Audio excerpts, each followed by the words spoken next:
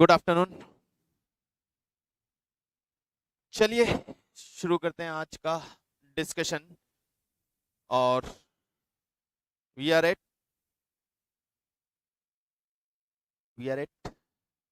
Question number 11। Actually 10 और 11 मैंने आप लोगों को करने को दिया था, आप लोगों के आंसर्स आ गए होंगे। 11 एक बार मैं आपको वेरीफाई कर देता हूं, आंसर्स चेक करवा देता हूं क्वेश्चन नंबर 11 के। एक सेकेंड बस होल्ड कीजिएगा। 11 क्वेश्चन निकालिए, सोल्यूशन सामने रखिएगा।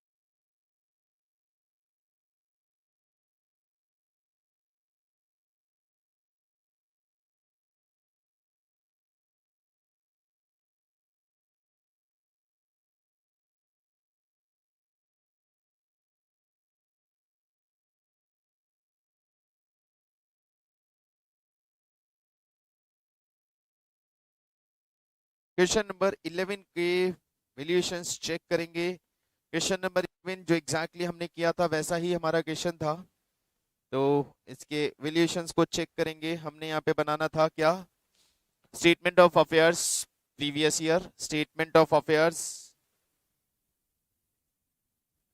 Good morning, good morning. तो स्टेटमेंट ऑफ अफेयर्स हमें बनाना होगा 13 से पहले और 18 का, और वहां से हम उसको कंक्लूड करेंगे। तो 13 का स्टेटमेंट ऑफ अफेयर्स यदि आपने बनाया है तो मुझे बताएं आपकी क्या स्थिति है। कैपिटल कितना आया? 1,07,712। परफेक्ट। 1,07,712। स्टेटमेंट ऑफ अफेयर्स 31 मार्च 2012 का statement of affairs 1,07,712 will be your capital. ठीक है, एक ये वेरिफिकेशन। और फिर स्टेटमेंट ऑफ अफेयर्स 18 में आपने बनाया, तो 31 मार्च 18 का स्टेटमेंट ऑफ अफेयर्स का आपका कैपिटल अमाउंट आएगा 2,70,112। 2,70,112 ये आपका कैपिटल अमाउंट आएगा। You are not getting it? Check कर लीजिएगा। इसके सारे अमाउंट मैं आप लोगों को चेक करवा रहा हूं, इसके सारे अमाउंट मैं आप लोगों को चेक करवा रहा हूं। Statement of affairs asset side पे we have furniture of 40,500, then fitting and building, furniture and fitting हो गया। बिल्डिंग आपके पास 90,000 रुपीज का है। You have a car of 33,750.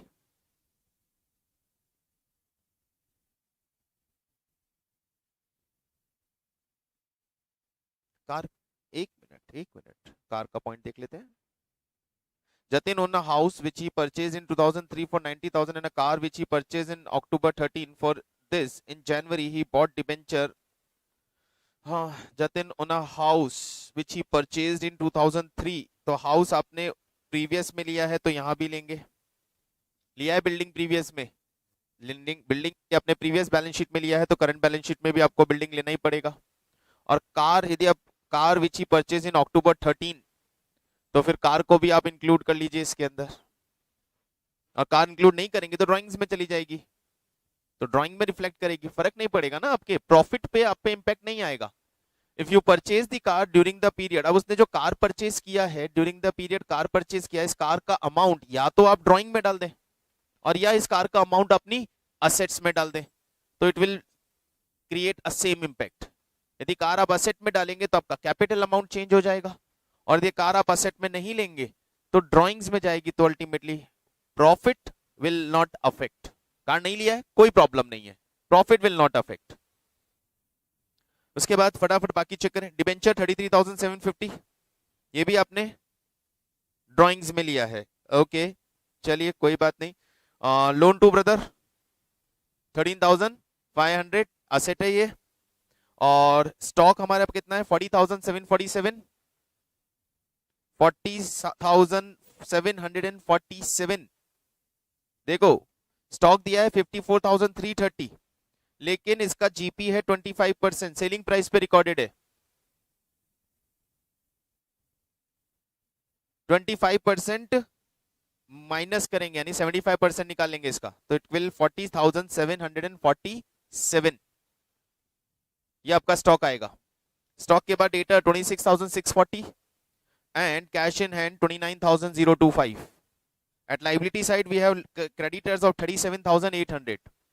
Apart from those two आपने बाकी सब सेम लिया है, आपने कार को और डिबेंचर को हाउस होल्ड माना है और उन्हें ड्राइंग्स में डाला है, फाइन ओके कोई प्रॉब्लम नहीं है।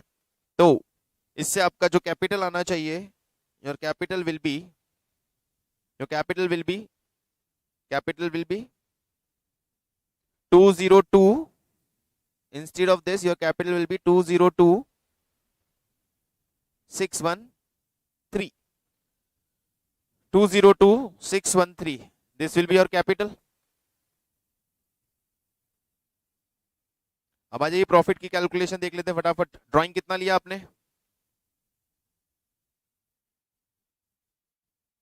कार और ऐड कर लेते हैं। आप मुझे अपनी 1,53,000 ऐड करो, 1,53,000 प्लस 33,750 प्लस 33,750, यही आ रहा है। It is your total drawing. Total drawing will be, amount बोलेंगे 2 लाख,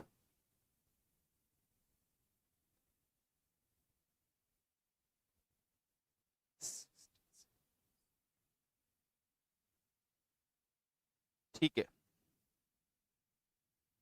ड्राइंग ऐड करने के बाद आपका टोटल हो जाएगा और उसमें से अमाउंट स्टोलन इन May 17 वो माइनस, वो ऐड करना है, ऐड करेंगे ना, लॉस है, रिजल्ट से प्रॉफिट निकल के आएगा। हाँ तो वो तो आपकी कैपिटल को कम, तो क्लोजिंग कैपिटल में चल रहे हो ना, तो क्लोजिंग कैपिटल में प्रॉफिट, नहीं नहीं नहीं नहीं नहीं, बिल्कुल। चलिए बस इसी पॉइंट का मिस्टेक आ रहा है। This stolen from his house, some of this stolen from his house, it is a loss, इसे ऐड कर दीजिए आप। बिल्कुल कैपिटल में ड्राइंग ऐड करें और ये 13,500 ये भी ऐड कर दें, फिर ओपनिंग कैपिटल माइनस करेंगे तो आपको प्रॉफिट मिल जाएगा।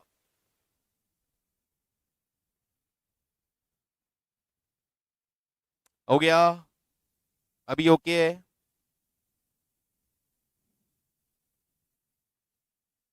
ठीक है चलिए, तो कहां तक हो गए थे हमारे क्वेश्चंस, 15 तक हम कंप्लीट कर चुके थे। Now move forward, question number 16 एक बार देखते हैं क्या कुछ नया है और नहीं। तो आप क्वेश्चन नंबर 16,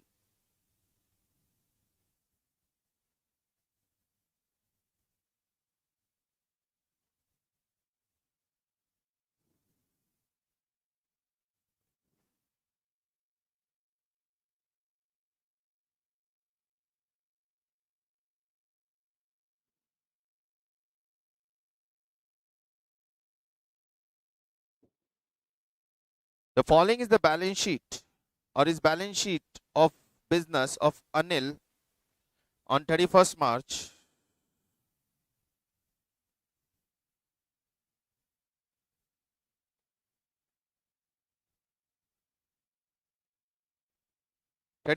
2017 का बैलेंस शीट हमारे पास अवेलेबल है, where we have capital, liability, rent outstanding, furniture, stock, debtor, cash and bank। तो 31 March 17 का बैलेंस शीट गिवन है। You are furnished with the following information. Shri Anil sale his goods at a profit of 20% on sales. Goods are sold for cash and credit. Credit customers pay by check only. Payment for purchases are always made by checks. Payment for purchases are always made by check. तो cell भी सारा customer को जो credit में होता है उसका payment check से आता है, और परचेजेस का जो भी पेमेंट हम करते हैं वो सारा चेक से करते हैं। तो बैंक ट्रांजैक्शन के लिए मिल गया। It is the practice, it is the practice. एक सेकेंड guys.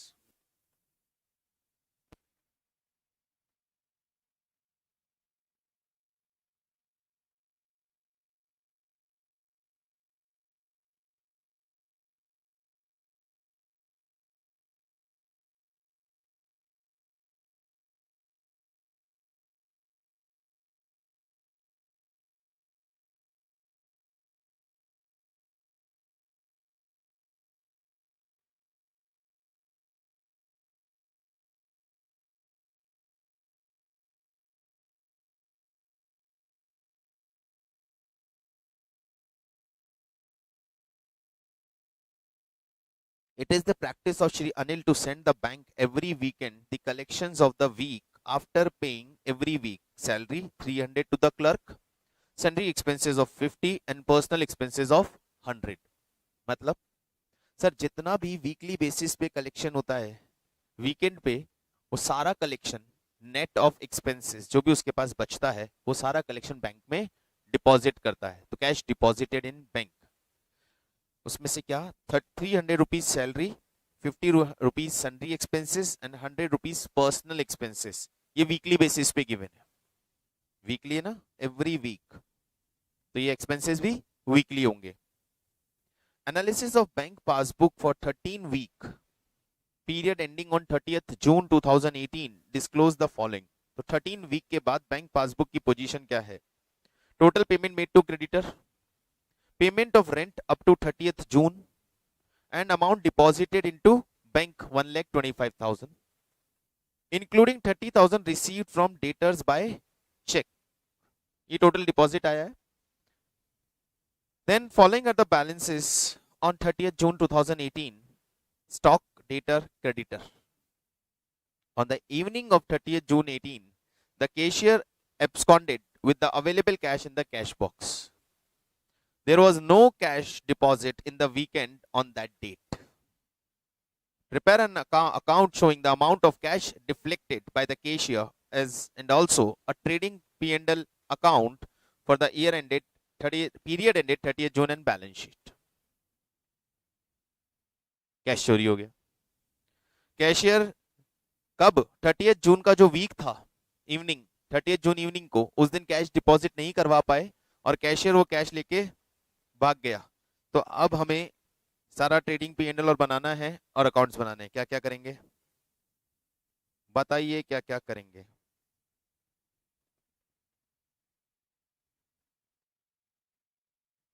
सोच के बताओ कैसे करेंगे.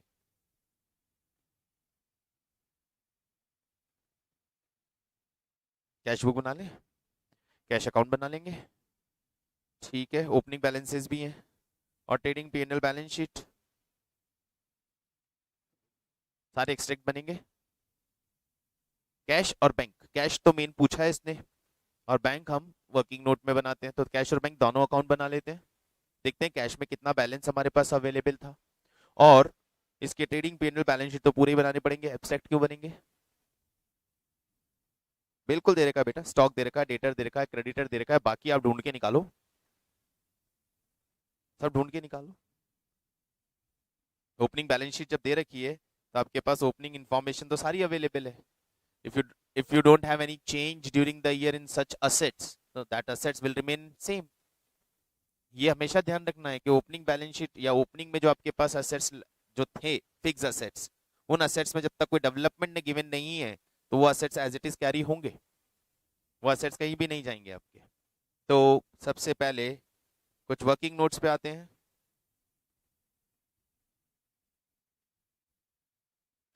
परचेजेस, स्टॉक निकालना पड़ेगा. क्लोजिंग स्टॉक है हमारे पास, सेल्स मिसिंग है, सेल्स निकालनी पड़ेगी, क्रेडिट सेल्स मालूम करनी पड़ेगी, कैश सेल्स मालूम करनी पड़ेगी. ये सारी इंफॉर्मेशन चाहिए हमें. डेटर क्रेडिटर अकाउंट बनाने की जरूरत नहीं है, बनेगा भी नहीं.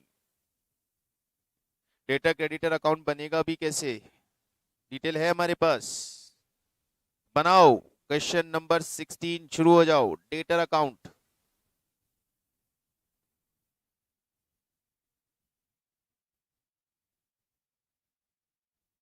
Opening balance, opening balance of debtors, 25,000.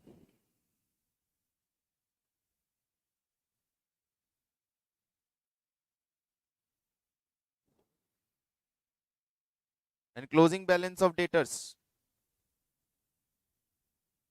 30,000. Opening closing balance of debtors हमारे पास अवेलेबल है. अब इसके पास sales,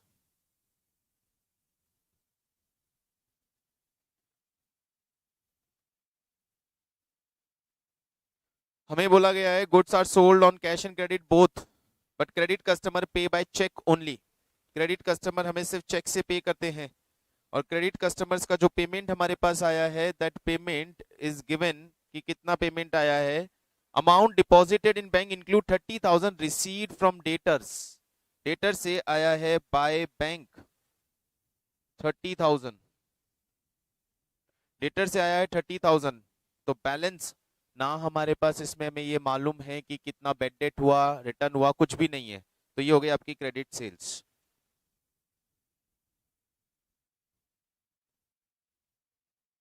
$35,000 is your credit sales.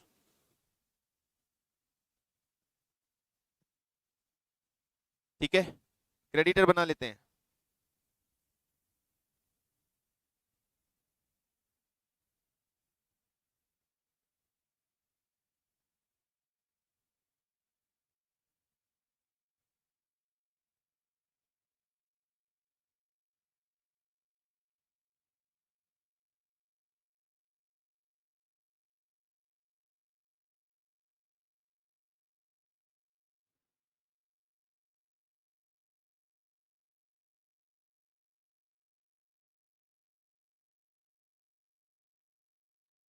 Creditor opening balance 20,500. Creditor closing balance 36,500. Payment to creditor 75,000. Your credit purchase will be 91,000.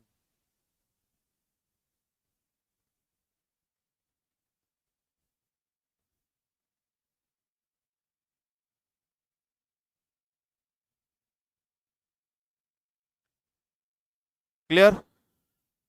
चलिए, सारी बात समझ में आ गई, ये सब कुछ क्लियर है. अब एक और working note. Sir credit purchase और कैश परचेज, क्रेडिट परचेज और क्रेडिट सेल्स तो आ गया, कैश सेल्स कैसे निकालेंगे? कैश सेल्स कैसे निकालेंगे? कैश सेल्स कैसे निकालेंगे? तो वन थिंग वी नो कि हम जो सेल करते हैं वो हम 25% प्रॉफिट ऑन कॉस्ट पे सेल करते हैं. जितना भी गुड्स हम सेल करते हैं वो 25% प्रॉफिट ऑन कॉस्ट पे सेल करते हैं. पहले आप ये निकाल के लेकर आओ कि आपने सेल कितना किया. Cost of sales, COGS. COGS आ गया तो सीओजीएस में प्लस कर देंगे हम जीपी, तो हमें सेल्स मिल जाएगी. तो एक और वर्किंग नोट बनाते हैं. हमें चाहिए cost of good sold, COGS. COGS होता है opening stock plus purchases minus closing stock. Opening stock plus purchases minus closing stock. What is your opening stock? 70,000. Opening stock 70,000, purchases 91,000 and closing stock is 40,000. So I got my COGS. $1,21,000. Sales is equal to COGS plus GP. $1,21,000 plus 25%. 25% of COGS. Cost का 25% है ना, तो 1,21,000 का 25% add कर देते हैं. कितना होगा 1,25,000 का 25%?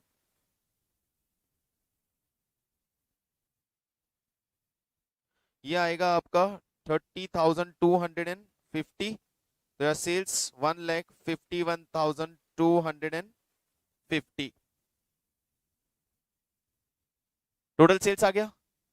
टोटल सेल्स के बाद I am in need of cash sales. Total sales minus credit sales, cash sales is 1,16,250। क्या ख्याल है? Now you have total purchases, total sales, closing stock, opening stock, GP, ये सब कुछ है ट्रेडिंग अकाउंट की इंफॉर्मेशन आपके पास। Cash and bank, bank account बनाते हैं।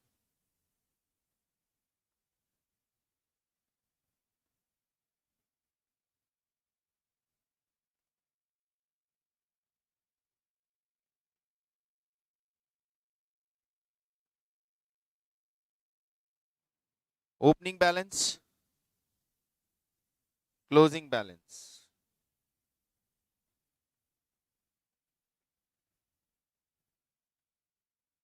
बैंक का ओपनिंग बैलेंस हमें गिवन है 14,500 और बैंक का क्लोजिंग बैलेंस हमें मालूम नहीं है, तो बैंक से क्लोजिंग बैलेंस निकालना है।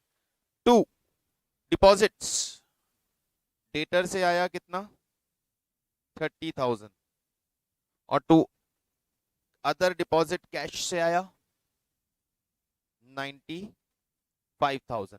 हमें यहाँ बोला गया है the total amount deposited during the year in bank is 1,25,000। उसमें 30,000 डेटर ने दिया, तो 30,000 तो चेक से आया होगा। बाकी हमने जो डिपॉजिट किया है वो कैश में डिपॉजिट किया होगा, ठीक है। बाय पेमेंट्स, क्रेडिटर्स का पेमेंट हमें मालूम है 75,000, तो रेंट का पेमेंट हमें मालूम है 4,000। इसका मतलब ये 2 पेमेंट के बाद बाकी बच गया आपके पास बैलेंस, क्लोजिंग बैलेंस।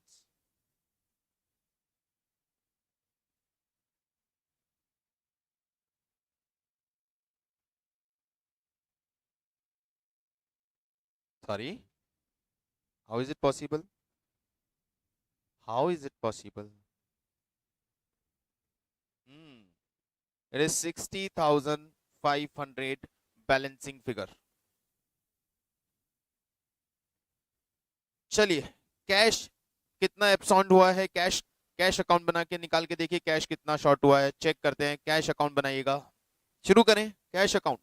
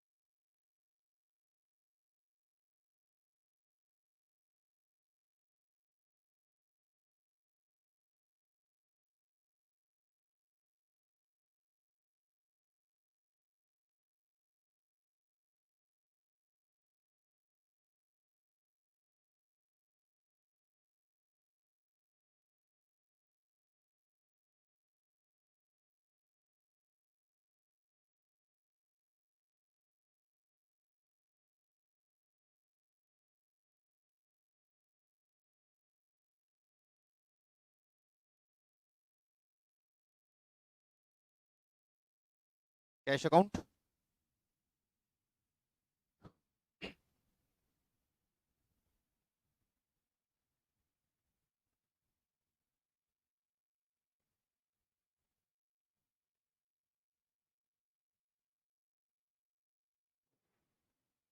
बैलेंस था हमारे पास,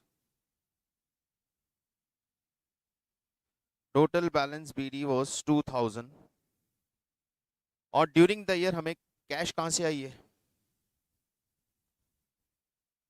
कैश सेल्स, कैश सेल्स आया है 1,16,250 और इसमें से वीकली बेसिस पे कुछ स्पेसिफाइड पेमेंट्स हम कर रहे हैं।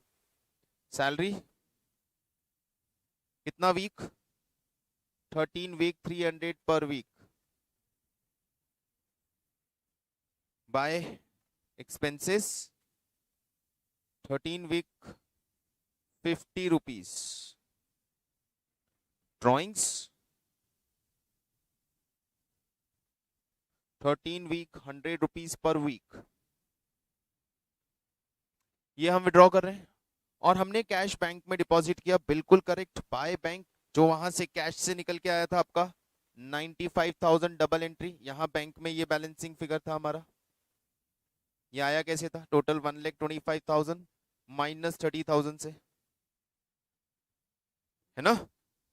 ओके, तो ये बैंक डिपॉजिट आ गया, तो बाकी कैश बचनी चाहिए बाय बैलेंस, तो बाय डिफ्लेक्शन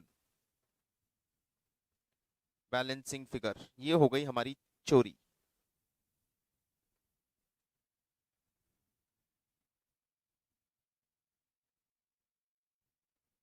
तो चोरी हुई है 17,400 रुपीज की।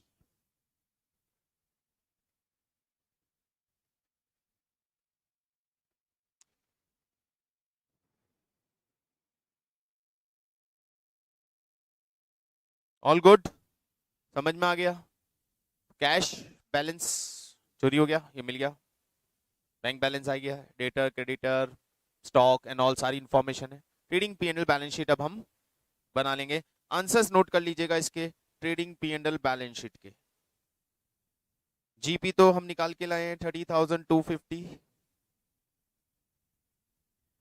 एनपी ले लीजिएगा 5,300 और बैलेंस शीट का टोटल आएगा 1,40,500। रिमेनिंग आंसर्स मैंने आपको यहां बता दिए, नोट कीजिएगा और इस क्वेश्चन को कंप्लीट कीजिएगा। एक बार पूरी क्लास शीट वापस शो कर रहा हूं फटाफट से। Data creditor is okay,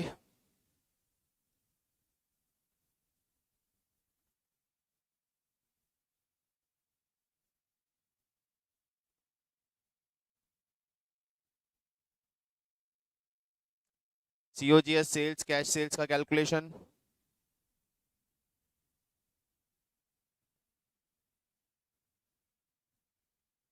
bank account,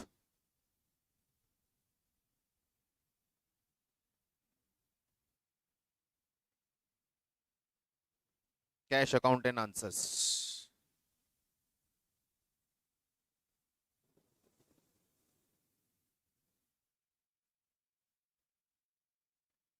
okay,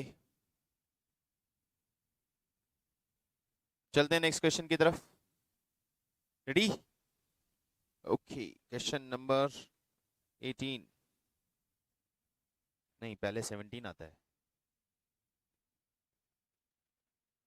question number 17,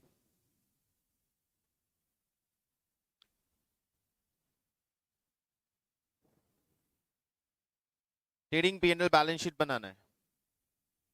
opening closing balances given है, आइटम देख लेते हैं। स्टॉक, डेटर्स, मिसिंग है क्लोजिंग, बीआर मिसिंग है, ओपनिंग क्लोजिंग दोनों नहीं, सॉरी ओपनिंग में नील है, क्लोजिंग मिसिंग है। ये ध्यान रखिएगा जहां रुपीस लिखा है वो मिसिंग है।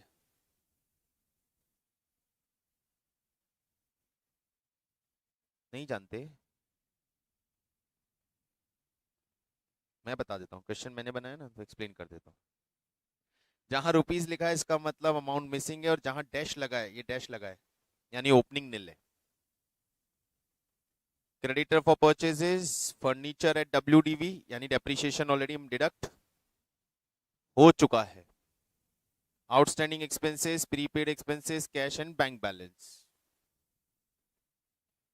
Receipt and payment during the period, collection from debtor after allowing 22.5% discount, it's not 21/2, it's 2.5% discount, 2.5% discount देने के बाद अमाउंट ऑफ डेटर्स जो हमारे पास हैं वो अमाउंट ऑफ डेटर्स है 11,70,000, that is collection from cash. इतना आया है, इससे डिस्काउंट कैलकुलेट हो जाएगा। करके बताओ जल्दी से डिस्काउंट।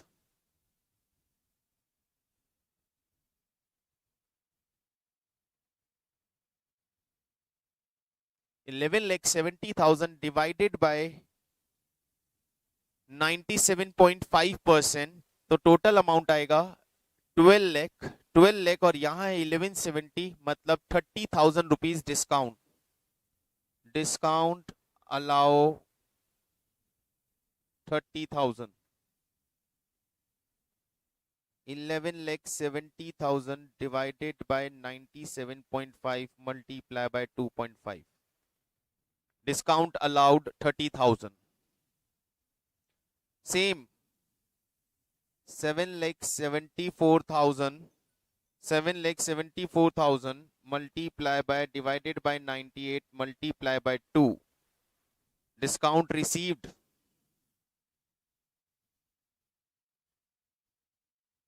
how much?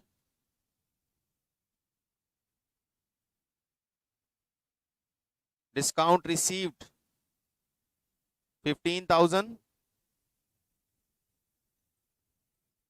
एक सेकेंड गाइस होल्ड कीजिएगा।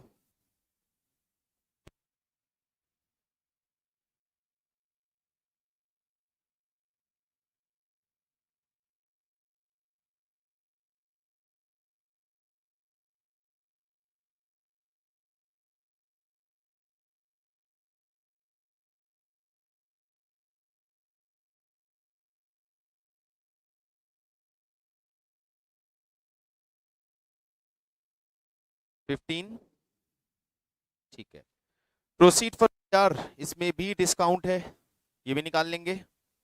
Drawings, purchase of furniture midway through the year. Purchase of furniture midway through the year मतलब साल के बीच में फर्नीचर खरीदा है हमने। Additional furniture purchase. Government security purchase at 96% off on 1 October. ये 96% पे खरीदा है हमने, तो इसका फेस वैल्यू मिल जाएगा हमें 2 लाख का फेस वैल्यू। उस पे 4% आपको इनकम आनी चाहिए 1 अक्टूबर से लेके अभी तक, 6 मंथ का इंटरेस्ट ड्यू। एक्सपेंसेस गिवन है, मिसलिनियस इनकम गिवन है। तो यहां तक की जो इंफॉर्मेशन चाहिए गिवन थी वो इंफॉर्मेशन मैंने आपको बता दिया, एक्सप्लेन कर दिया। अब इन इंफॉर्मेशन के अलावा हमारे पास और क्या डिटेल है, उन डिटेल्स को चेक करते हैं। तो sales are affected so as to realize a profit of 33.33% on sales proceed, 1/3 of sales, तो 1/2 of cost, ठीक है। Goods costing 18,000 were issued as advertisement article. Goods given for advertisement. Sample. During the year, BR of 2 lakh were drawn on debtors. Of these, bill amounting 40,000 were endorsed in favor of creditor. Out of this later amount, a bill of 8,000 was dishonored by debtor. कौन सा वाला? Endorsement वाले में से 8,000 dishonour हो गया। Capital introduced during the period year by the proprietor by check was omitted to be recorded in cash book, though the closing cash bank balance was 9500 as shown above is after taking the same into account. Bank balance तो सही आएगा, bank balance में तो हमने इसका impact ले लिया है, लेकिन हमने कैश बुक में इसका एंट्री नहीं किया था। दो the closing balance was shown above is after taking same into account, मतलब कैपिटल के अंदर एडिशनल कैपिटल आने वाला है हमारे पास, कितना मालूम नहीं है। कहां दिया है? बैंक बैलेंस दिया है आफ्टर एडिशनल कैपिटल, लेकिन एडिशनल कैपिटल कितना डाला है वो हमें गिवन नहीं है। Purchases and sales are made only on credit. तो ये सारी इंफॉर्मेशन आपके पास है। इन इंफॉर्मेशन से क्या ख्याल है, कर पाएंगे? बिल्कुल करना तो पड़ेगा ही। मैं ही सारे क्वेश्चन आपको ऐसे डिक्टेट कर दूंगा और ऐसे ही लिखवा दूंगा तो फिर वो जो हमें डेवलप करना है वो तो डेवलप हो ही नहीं पाएगा ना, सिर्फ आंसर्स बताने से काम नहीं चलेगा। हाँ ब्रेन है, वो तो है ही, डेवलप करना है। तो ये सारी इंफॉर्मेशन एक्सप्लेन मैंने कर दिया पॉइंट्स को कि किस पॉइंट का क्या यूज था, तब इसको सॉल्व करने का कोशिश करना। I am giving answer of this question also. Question number 17 के आंसर्स नोट करें।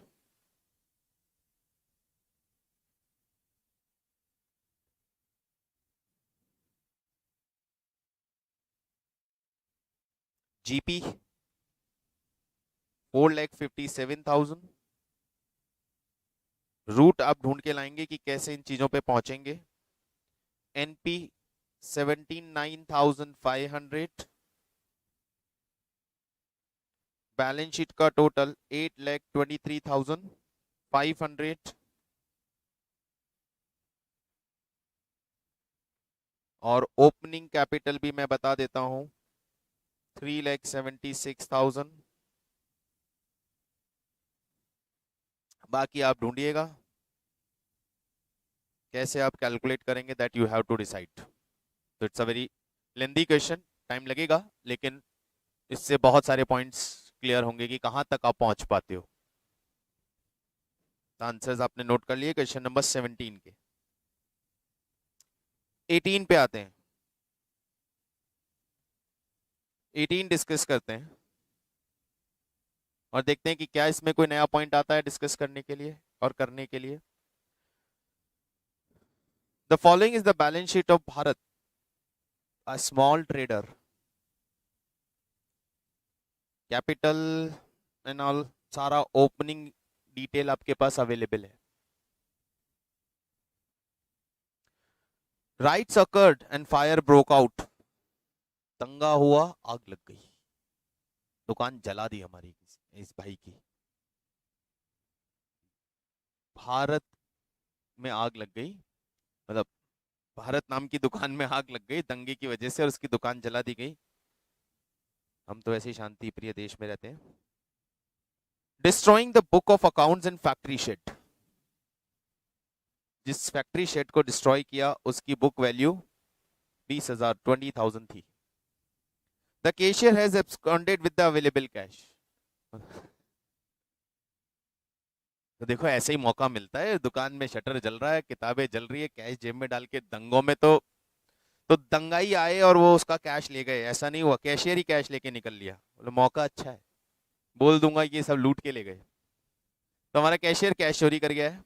जीपी रेट गिवन है 20% और जीपी गिवन है 80,000। सेल्स मिल गई, सीओजीएस मिल गई, ठीक है। Cash sales of net credit sales, sales return 1% of credit sales, 1/7 of credit sales. Cash sales, sales मिल जाएगी और कैश और क्रेडिट का कॉम्बिनेशन दिया हुआ है, कैश क्रेडिट मिल गया।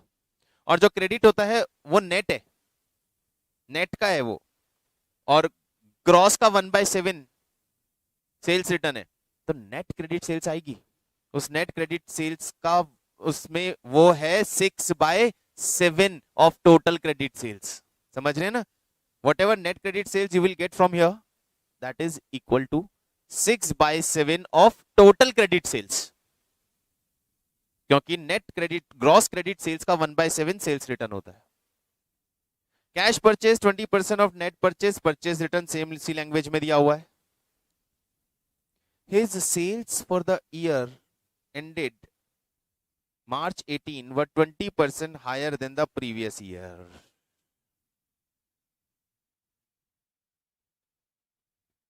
On 1st April 17, the stock level was raised by 48,000 and stock was maintained at this new level all throughout the year.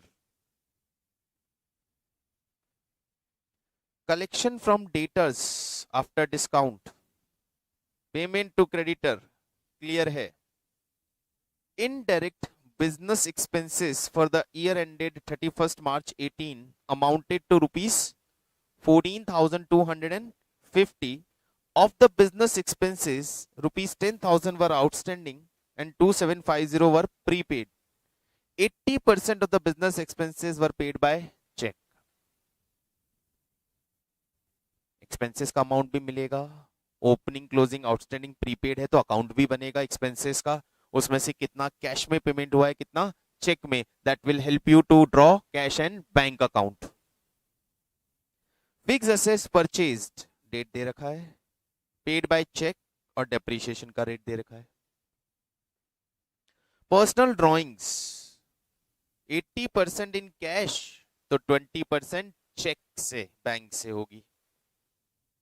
Government security purchase same point, cash deposited in bank,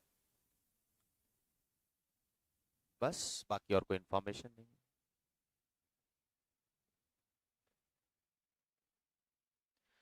यहां हमें दिया है कि आपको uniform GP rate दिया है 20% and GP for the previous year was 80,000.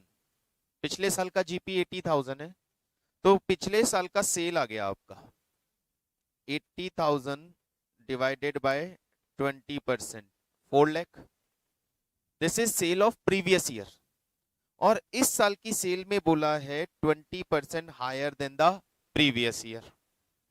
Correct. तो last year sale 4 lakh था प्लस 20%, इस साल का सेल हो गया 4,80,000 और इस 4,80,000 की जो सेल हमें मिली है इसमें 20% जीपी होता है.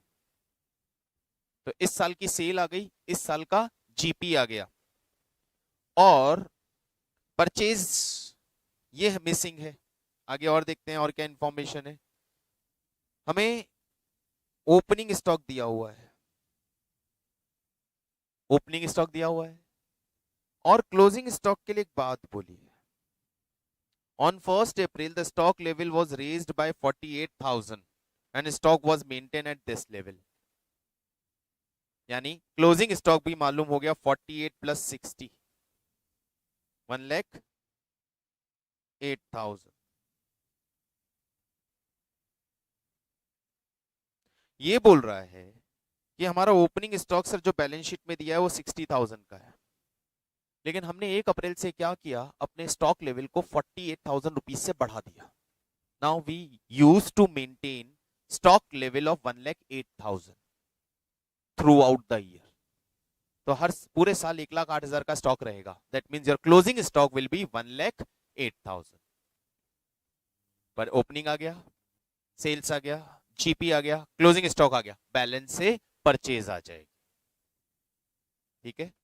और ये जो सेल्स आई है इस सेल्स में कैश और क्रेडिट सेल का कॉम्बिनेशन दिया है. Cash sales 1/3 of credit sales. अभी यू मान के चलते हैं cash sales is 1/3 of credit sales. So इस तो 3x और दिस टू 4,80,000 यानी क्रेडिट सेल्स 4/3 इंटू 3/4 3,60,000. ये आपकी क्रेडिट सेल आ गई. 1,20,000 कैश सेल्स आ गई. लेकिन ये जो क्रेडिट सेल आई है ये नेट क्रेडिट सेल है, नहीं नेट क्रेडिट सेल है.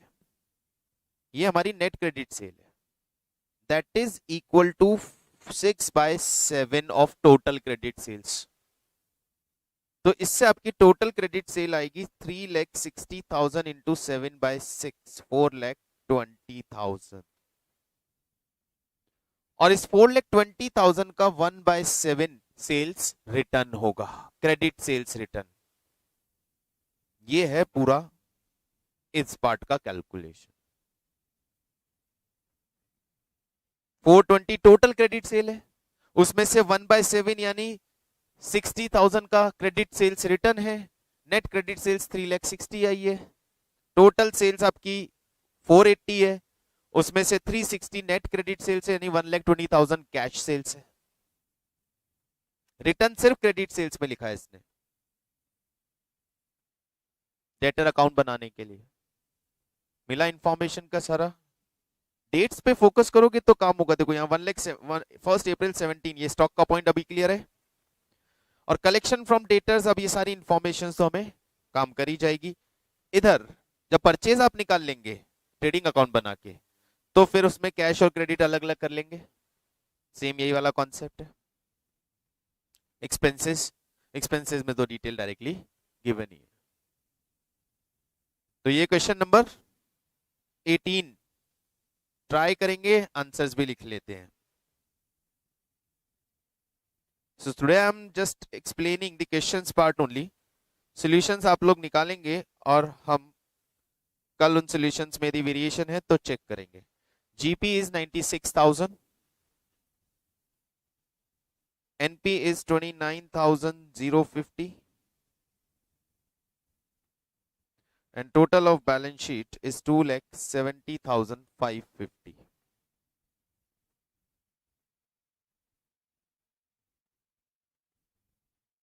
ठीक है, ये 3 आंसर्स मैंने आपको मेन वाले पार्ट बता दिए। तो फिर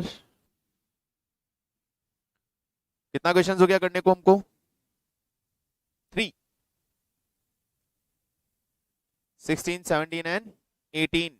So complete all the 3 questions in tomorrow's class. You must come with all the 3 questions, solution of all. फिर हम उस पे डिस्कशन करेंगे और आंसर्स वेरीफाई करेंगे। Then we will move forward.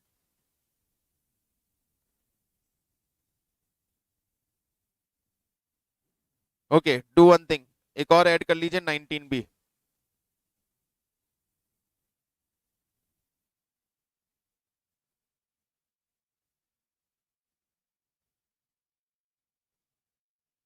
एक मिनट, सेम लैंग्वेज तो नहीं आ गया? नहीं, एक 19 ऐड कर लीजिए। 19 में सिर्फ और सिर्फ एक पॉइंट नया है, debtor 2 month credit. Debtor 2 month credit का मतलब जितना भी डेटर का बैलेंस है, that balance belongs to sales of 2 month. That balance belongs to sales of 2 month.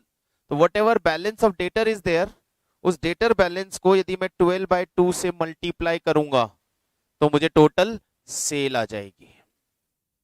तो क्रेडिट पीरियड रेशियो एनालिसिस में एवरेज कलेक्शन पीरियड ये वहां से निकल के आता है। तो ये एक पॉइंट यहां नया है।